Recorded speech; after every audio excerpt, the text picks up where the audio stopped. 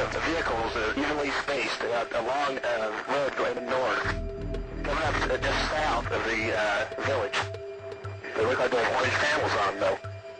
He told me there's nobody north of here, no friendlies. The voice of a US pilot identifies orange markings on the vehicles below him. Ignoring the clear indication that this is a coalition and not an enemy convoy, the American pilot presses on. We got a visual? Okay, I want to get the first one before we get to that town then. Get him! Get him! The vehicle simply exploded into a ball of flames. Searching. There was thick black smoke, heavy red flames. You couldn't see your hand in front of your face.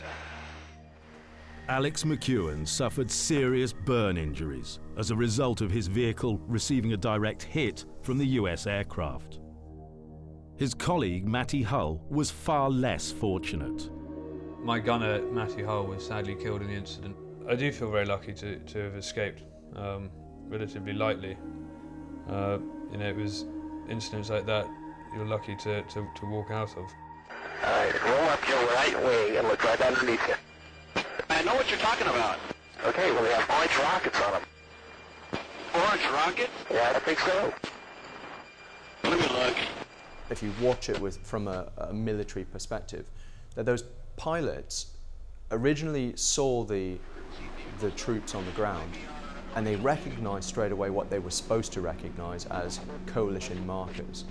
However, the pilots, probably through inexperience, but also through the excitement of being there and wanting to get into the war,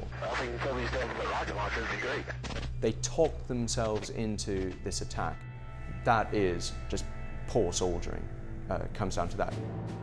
The cockpit video only came to light after it was obtained by Britain's The Sun newspaper. You have slightly armored in the area, yellow small armored tanks, just be advised. It includes the reactions of the American pilots on being told of their fatal mistake. I'm gonna be sick. Skeeter? Yeah, this sucks. We're in jail, dude. However, it is highly unlikely that the pilots who fired on the British troops will ever see a courtroom, let alone jail. According to an agreement reached between Britain and the US, American soldiers are immune from prosecution within the UK. This was made clear to British coroners by the UK's Ministry of Defence. The recent letter that was sent to all of the coroners setting out the US position essentially seems to restate the American position that it will not provide personnel to attend at inquests. In fact, the letter leaves no room whatsoever for doubt, stating, "The US has confirmed categorically that they will not provide witnesses to attend UK inquests. While coroners may continue to ask for US witnesses to attend, they should be aware that there will in all cases be a refusal." The US soldiers have the benefit of combat immunity. Effectively means they can act and think later. And until something is done to address that, I don't see Blue on Blues being stopping anytime soon. Others blame friendly fire not on the US soldiers' immunity from prosecution, but on their trigger-happy gun culture. It can broadly be said that Americans grow up in a gun culture and therefore are far freer with their weapons, and certainly their military training is a lot freer with the use of force than we are in Britain. Whatever the cause, inexperience, incompetence, or the pressures of fighting in highly stressful conditions, it is the reluctance of the authorities to investigate cases of friendly fire that has added to the pain of the victims and their families. The MOD and certainly the Americans were stalling. They knew that there was perhaps a time constraint on the coroner, on the inquest, and that the coroner would let it go.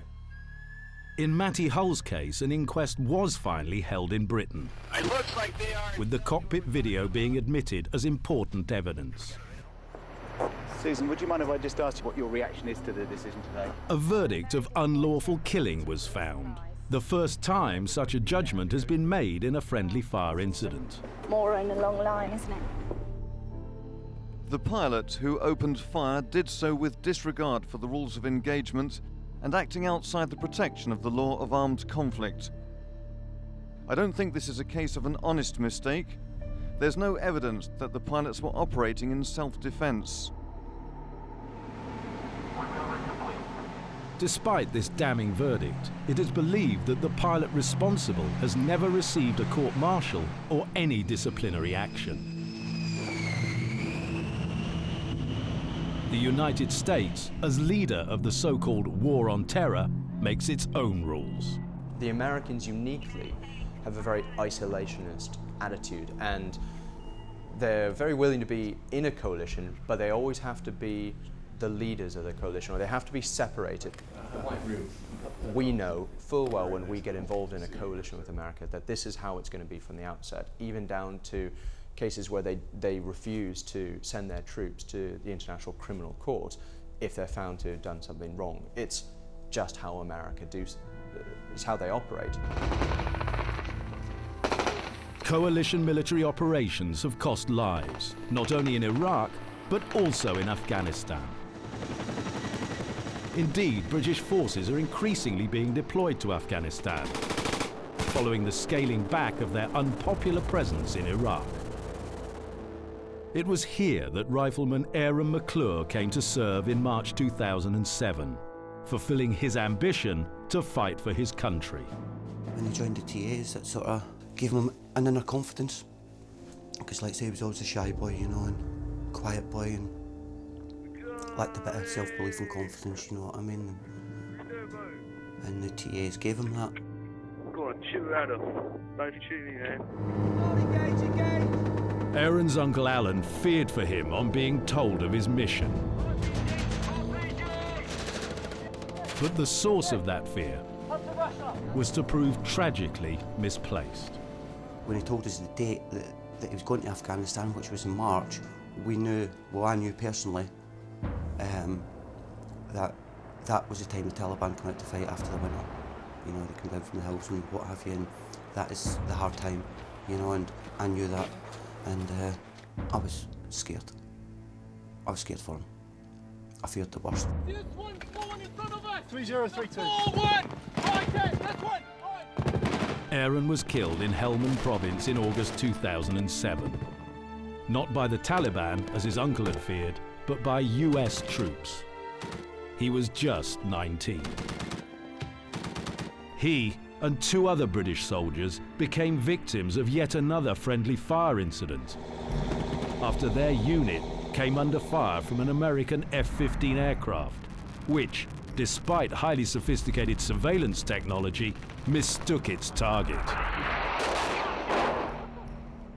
Why did it happen in this day and age? In 2007, with the technology that we've got in this world, that soldiers are still being killed by friendly fire. The McClure's grief for Aaron is heightened by the slow pace of the inquest, which may take years to conclude.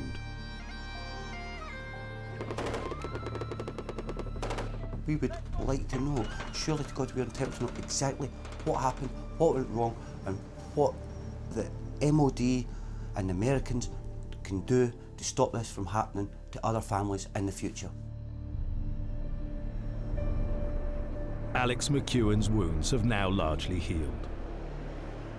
He is pursuing a new career in civilian life, having put behind him the emotions he initially felt. I don't hold any anger. At the time, I did, but time is also a great healer. These things are inevitable, sadly. The shame about our incident is that it was not in the heat of a battle. It's an unnecessary waste of life. This waste of life is something that the families of the victims of so-called friendly fire are finding painful to face. I'll be honest, I thought about suicide. I wanted to go to my son. But the only thing that stopped me are my boys that are still here. And they still can't understand or take it in that it was one of their own soldiers that killed their brother.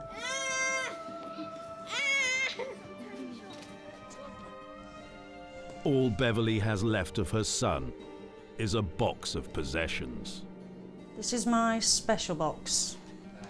I've got his medals, his dog tag, photographs, everything that to do with David since he's been killed. For the McClures too, all that's left are memories and the prospect of a future without Aaron. You know, we're not asking a lot, we're not trying to point the finger, we just want to know. So we can hopefully take it on board, take it in, and at some point move on with our lives. Not move on and forget about him, but you know, we're all still here. We've got to live our lives now without him.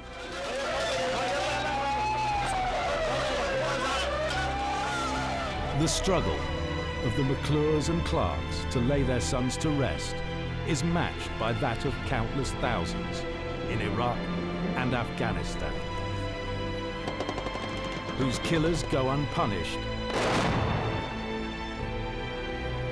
and whose stories go unheard. For them, the hope of finding out how and why their loved ones were killed and of achieving justice, however imperfect, will remain only a hope.